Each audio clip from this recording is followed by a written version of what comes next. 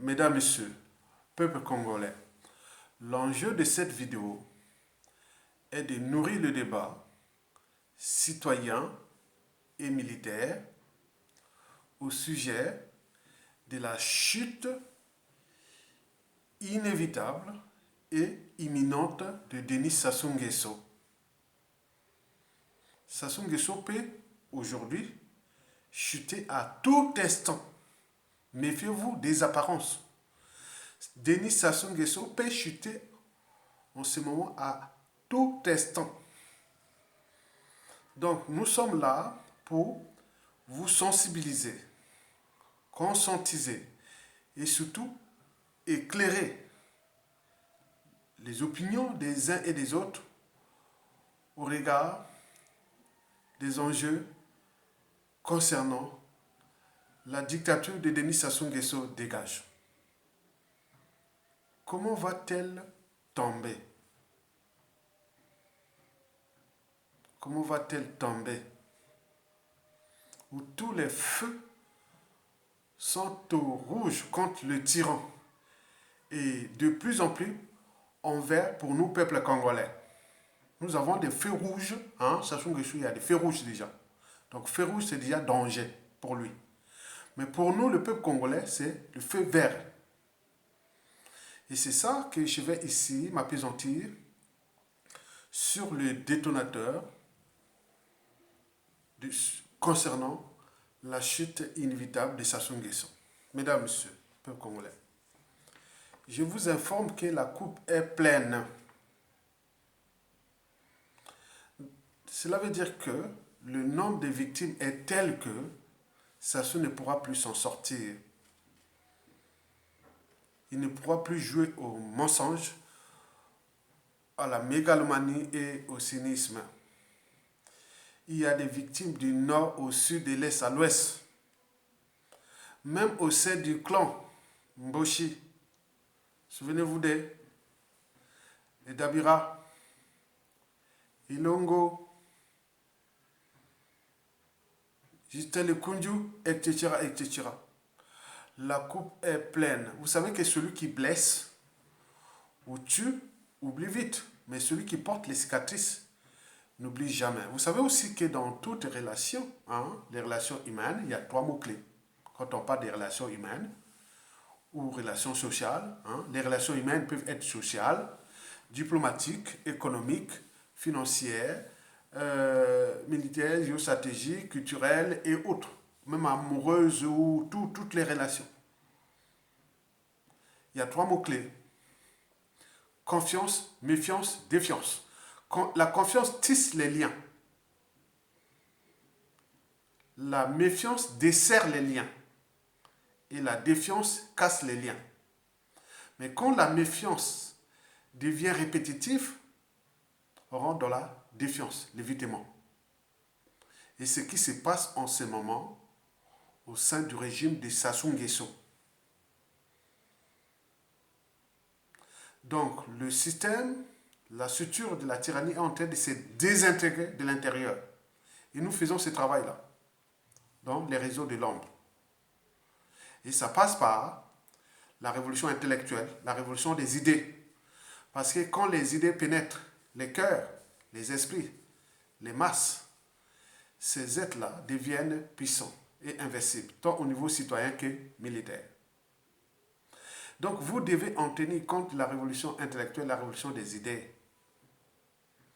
Donc les 3 mots-clés sont en ce moment en marche. Vous savez que la confiance ne se décrète pas, elle se construit au gré des épreuves. Or là, depuis le coup d'État sanglant France-Afrique de Denis Sassou Nguesso, il n'a cessé d'humilier tout le monde dans ce pays, de piétiner le peuple congolais, briser des millions de vies. Un pays qu'il a surendetté pour rien, qu'il a ruiné et détruit, qui est devenu une poudrière. Donc tout le monde se rend compte qu'on est pris dans le piège de Sassou Nguesso. Le piège à déclassement, le piège de l'exil forcé, le piège à emprisonnement, le piège de la mort. Et donc on dit non, on ne peut plus continuer comme ça. Donc tout le monde est conscient du danger. du pacte Sassou Nguesso et France Afrique. Et donc, quand la coupe devient pleine, Sassou n'a plus de marge de manœuvre pour enrôler tout le monde, même si on parle de sommet, de dialogue de 3 mars au 6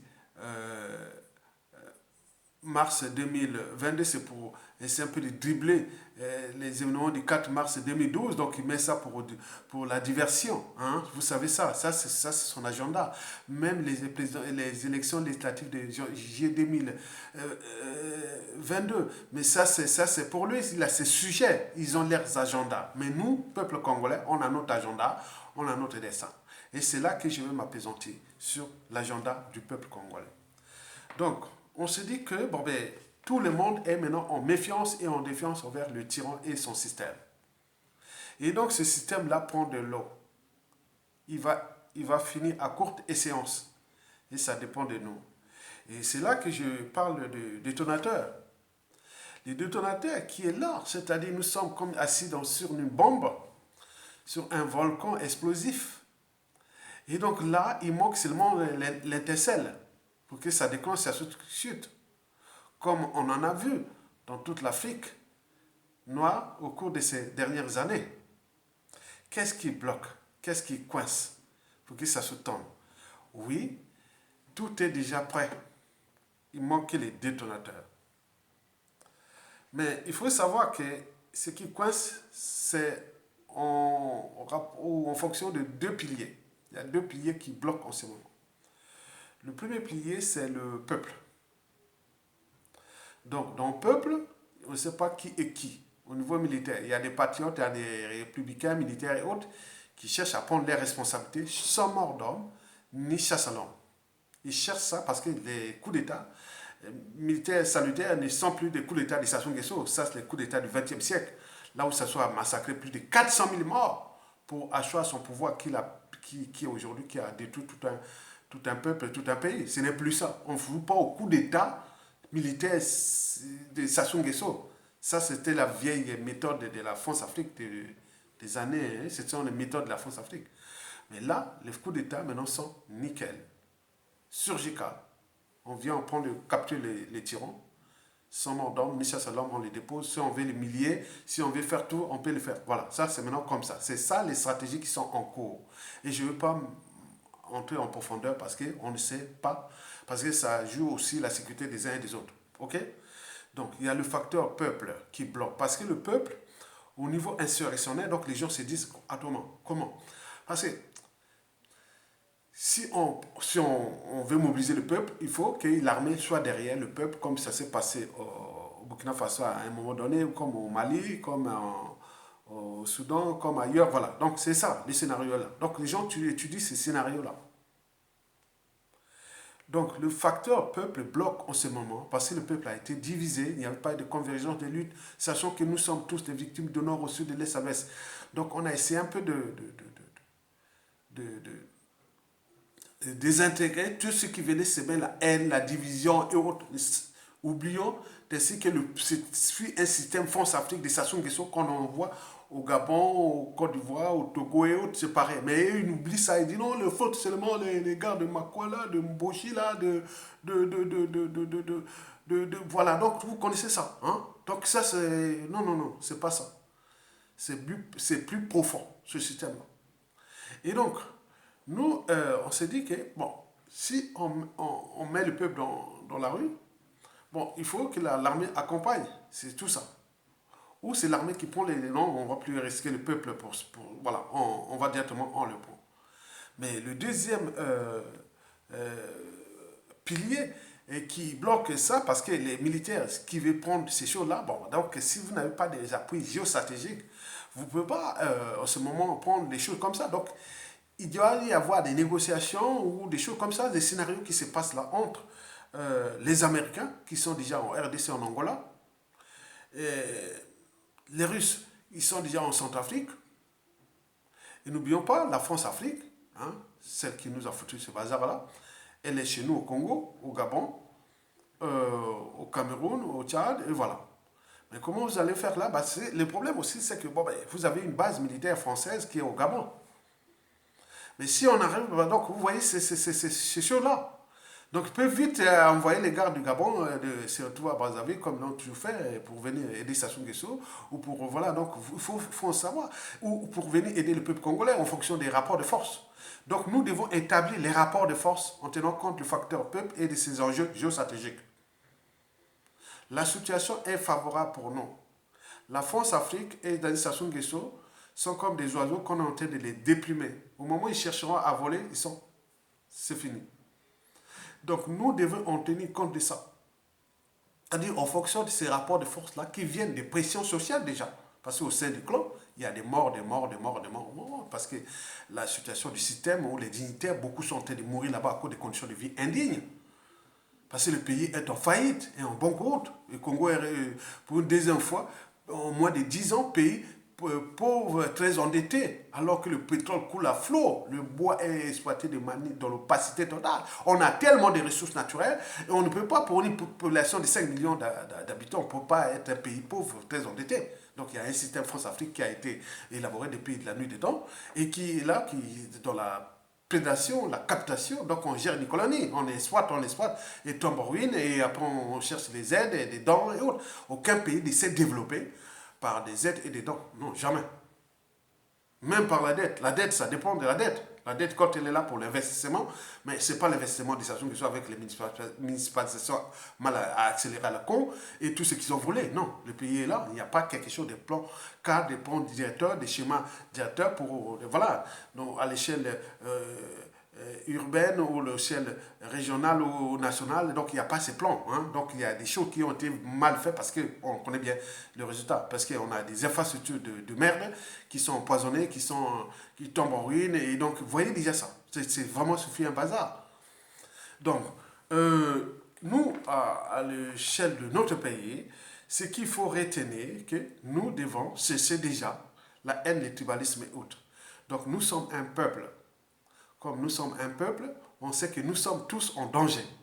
Et ce n'est pas qu'au Congo-Brazzaville. C'est dans toute la zone France-Afrique. Elle est en danger. Parce que la France est en train de perdre son empire. Et ça, donc ils jouent aux stratégies, on ne sait pas. Ils peuvent aller allumer le contre-feu au Congo, hein, parce que quand le feu arrive, les pompiers allument un contre-feu. Ils peuvent allumer et faire un coup d'état et descendre la station de placer un autre pion. Et on voit bien ce qui ça peut marcher ou pas. Donc on joue là. Donc ils ont leur scénario. Nous aussi, nous, peuple congolais, on ne doit que penser à ça. Donc nous devons, éviter, hein, pas éviter, nous devons sortir de notre état d'esprit la peur imaginaire envers Sassou.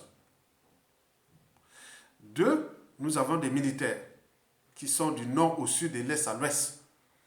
Même au sein du clan Boucher, ils sont là. Ils sont prêts à libérer notre pays.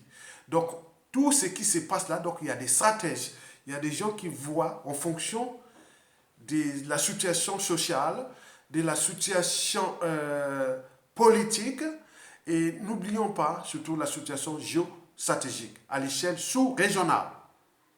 En tenant compte des enjeux de ces grandes puissances précitées, américains, russes, chinois, français, qui sont à l'échelle de notre pays, à l'échelle de notre sous-région, l'Afrique centrale, le bassin du Congo. Et donc, il faut en tenir compte. Moi, je vais aller faire un coup d'État contre Sassou Nguesso. Mais est-ce que j'ai quel soutien en ce moment? Je vais prendre les armes, tiens, on va faire un coup. Mais si la France est avec les Américains ou les... Je sais pas, elle va vous être déposée. C'est raté. Donc les gens ne veulent pas rater ces coups d'État-là.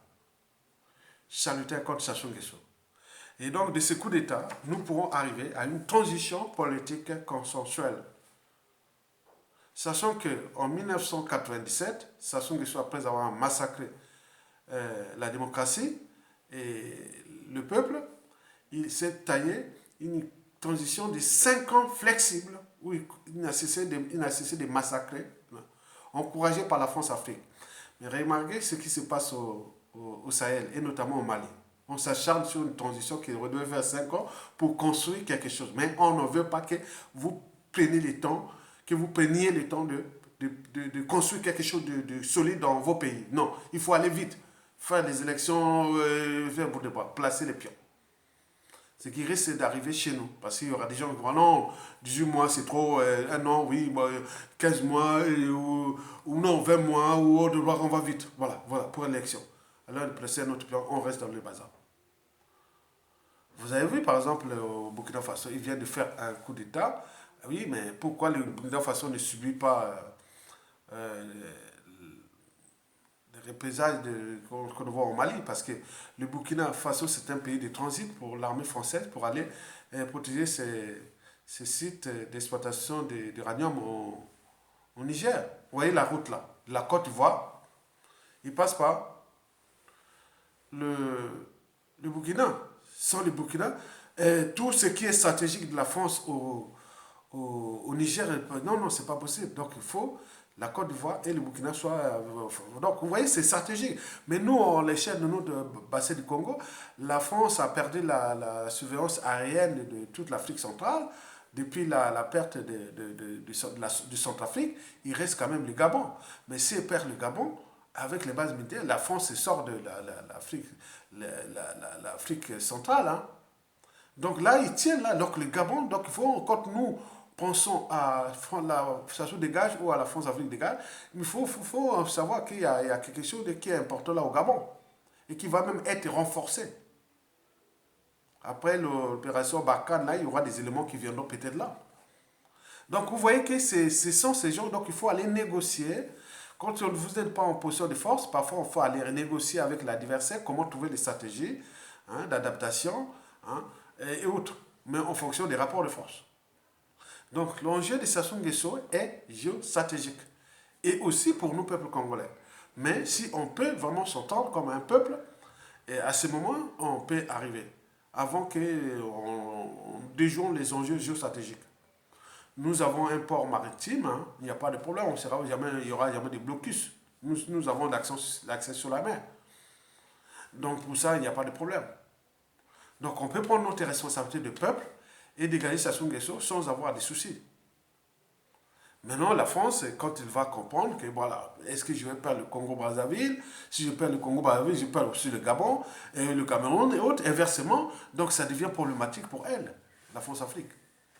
Donc nous sommes victimes de la France-Afrique, mais qu'il faut en tenir compte que ces gens-là cherchent à tout prix que nous soyons toujours dans le chaos. Ce qu'on appelle la conservation, non seulement du pouvoir par Sassou Nguesso, mais la conservation du chaos. Il faut que nos régions soient toujours dans le chaos pour qu'on exploite à bas prix, à bas coût, les matières premières stratégiques. Pour que la voix de nos pays, le Conseil de sécurité, soit sous la tutelle de ces gens-là. Donc, que nous soyons toujours des colonies. Donc, la conservation du chaos est là. Mais il y a des pions, des piliers qui sont à l'échelle des différents pays.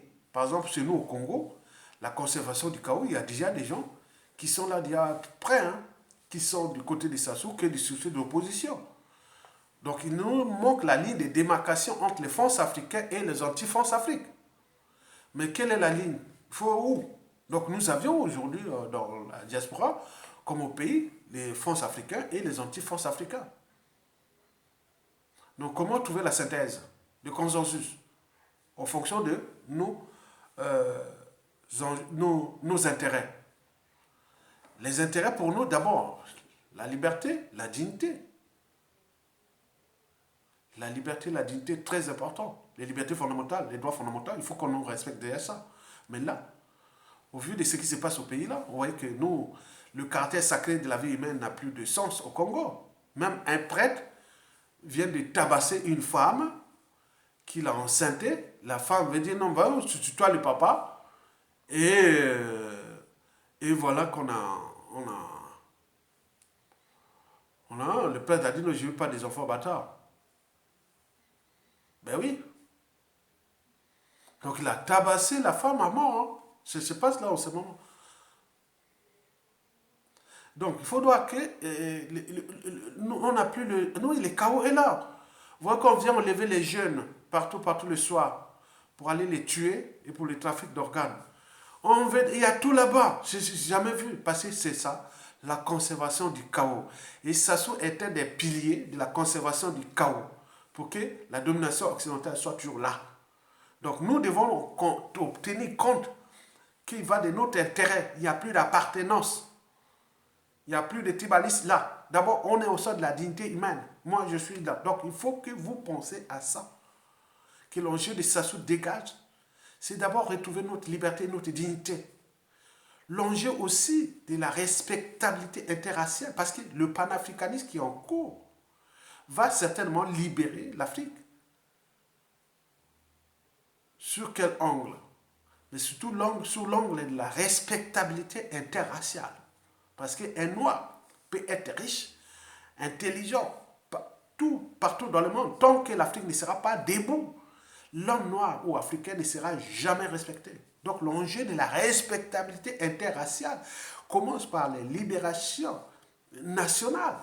Parce que la somme des pays libres africains fera le poids face à des blocs comme l'Union européenne, comme les blocs eurasiatiques, occidentaux et autres. Il y a le sommet Union africaine, Union européenne qui se déroule actuellement.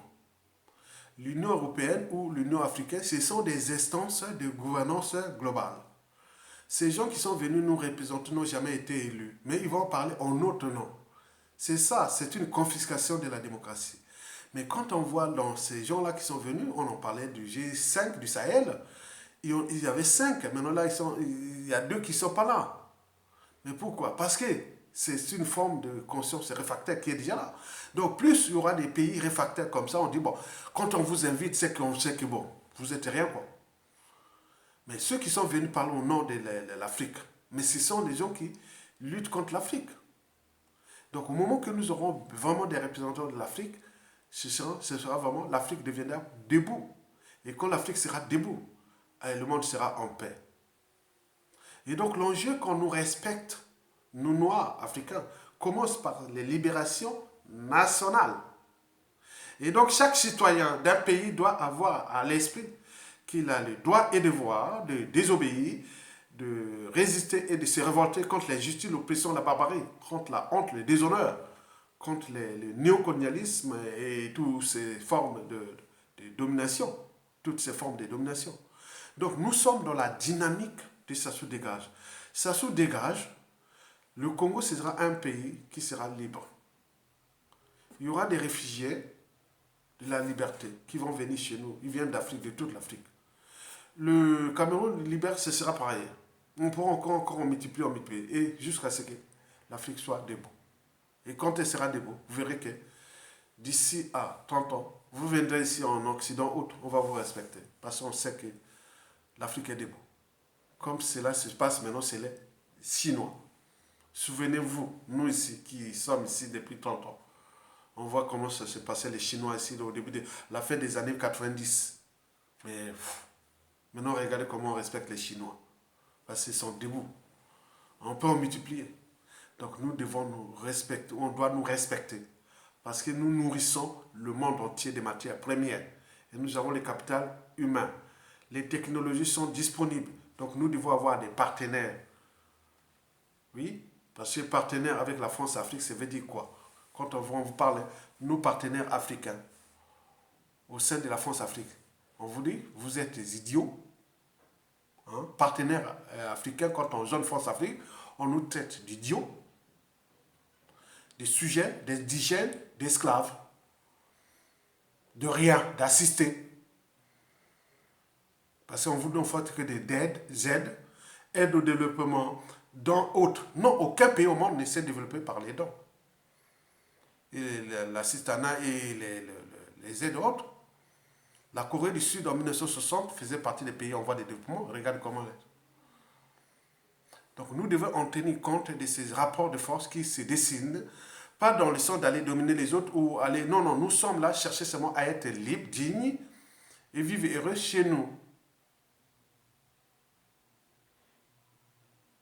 Qu'on nous respecte. Mais on n'est pas là pour aller dominer les autres. Non, on est là pour qu'on soit libre et digne chez nous.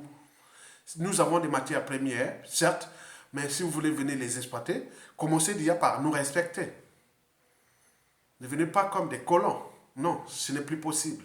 L'Afrique a changé et va changer tout au long de ce 21e siècle. Ce qui a commencé déjà à la fin de la guerre froide, dès la fin du mur de Berlin en 1989, et puis l'avènement d'Internet, la montée en puissance d'autres puissances économiques et militaires, le multipolarisme, et tout ça va sembler l'Afrique, les Africains est éveillés. Nous faisons là le travail des médias africains. Donc on éveille la conscience à l'échelle du Congo et aussi d'Afrique francophone, ceux qui nous écoutent. Donc Sassou va tomber. Nous allons récupérer notre pays. Donc tenez bien compte de ces scénarios que je vous ai précités. Et c'est à chacun de voir. Donc nous adaptons nos réflexions en fonction de la situation et des enjeux. Ce que j'ai dit aujourd'hui dans le contexte de l'Union, du sommet Union africaine et Union européenne, qui n'est autre que le sommet des affaires entre l'oligarchie politico-affairiste européenne et l'oligarchie politico-affairiste africaine, qui ont pris leur pays comme leur propriété privée et jouant de ces instances de gouvernance globale comme leur compagnie d'assurance. Et pour combien de temps encore? Et pour combien de temps encore? Mesdames, Messieurs, peuple congolais. Donc nous sommes dans la culture intellectuelle, la révolution des idées. Nous repensons les problématiques, les enjeux et surtout la pensée. La pensée doit accompagner l'Africain, le Congolais. Il doit placer la raison au-dessus des émotions et de l'appartenance. La raison de douter, de réfléchir, de trouver des stratégies d'adaptation. Oui, comme dans le darwinisme, hein? Ce n'est pas les êtres les plus forts ni les plus intelligents qui survivent, mais ceux qui s'adaptent au changement. Donc j'adapte mes réflexions en fonction des enjeux et des situations. Et c'est ça qui est intéressant. C'est un terrain de jeu au moment où la chute de Sassou, nous pouvons voir au niveau géostratégique, ah non, non, c'est ça. Avec les mots-clés comme arbitrage, positionnement, synergie, consensus, complémentarité, point. Vous avez tout compris. Avec des outils d'aide à la décision. Parce qu'on ne peut pas prendre une décision politique, économique, financière quand on n'a pas des outils d'aide à la décision. Et ça, nous devons les mettre en valeur, mettre en pratique et autres. Ce n'est pas la faculté des sciences qui est maintenant détruite au Congo-Brazzaville, que ce soit détruit l'éducation et l'enseignement supérieur et la recherche au Congo. On voit bien, le Congo est devenu un pays d'ignorants, d'injurieux, des haineux, des tribalismes, de voleurs et d'assassins. Mais pas pour longtemps. Mesdames, Messieurs, peuple congolais, Tokolonga, il va tomber, il doit tomber. Du nord au sud, de l'est à l'ouest, nous allons libérer ce pays. Donc, zappez les mots nordistes, les Mboshila, les Makwa, les Kouyou, vous êtes coupable, complice. Non, la responsabilité n'est pas, la responsabilité politique, économique, sociale, culturelle et autres n'est pas par association, par appartenance. Sinon, ça se serait depuis Yulu jusqu'à nos jours, en fonction des différents régimes politiques. On en a vu. Donc il faut garder une mémoire. À chaque régime, on voyait les gens, voilà, ils se taisent, ils ne regardent pas. Bon, mais non, on veut pas. Il faut être citoyen, comme moi. Défendre la liberté, la dignité et la conscience. C'est très important. Dans la liberté, c'est la désobéissance. Dans la dignité, il y a la résistance. Et dans le pouvoir du peuple, il y a révolte. Cette révolte peut être civile ou militaire. Tant qu'à faire. Vous avez tout compris. Donc, Longa, partagés et autres, allons vers la convergence des idées, la convergence des luttes, la convergence des dégage. Et qui sommes en d'homme, Nisha Salam. Et doit agir après. Merci.